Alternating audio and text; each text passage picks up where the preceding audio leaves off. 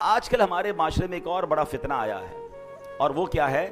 آدھی جہالت ہے، کیونکہ قرآن نے بڑا پیارا حکم دیا ہے، افتؤمنون ببعض الکتاب وتکفرون ببعض، تو کیا تم اللہ کے بعض احکام کو مانتے ہو اور بعض سے انکار کرتے ہو؟ تو اب ہوا کیا ہے؟ ایک بات یاد رکھیے گا، آدھا جاہل جو ہوتا ہے وہ بہت خطرناک ہوتا ہے، کیونکہ کچھ لوگ قرآن کی ایک دو آیتیں یاد کر کے، ایک دو حدیثیں یاد کر کے اب احکام شریعہ بیان کرنا شروع کر دیتے ہیں کہ یہ ناجائز ہے، یہ جائز ہے۔ ارے بھائی قرآن میں تو لکھا ہے، ایسا تو کر ہی نہیں سکتے۔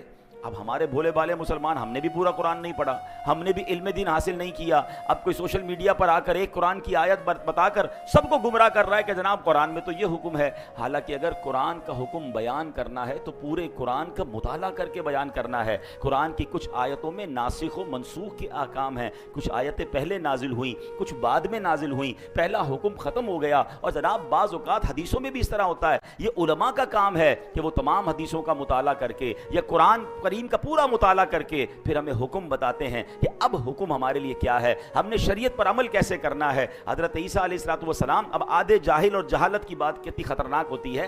عیسیٰ علیہ السلام کہیں تیز قدم کے ساتھ جا رہے تھے، ایک شخص ملا، کہتا علی جان اتنے تیز کہاں جا رہے ہیں؟ تو کہا میں نے ایک بے وقوف کو دیکھ لیا ہے، اس سے دور بھاگ رہا ہوں۔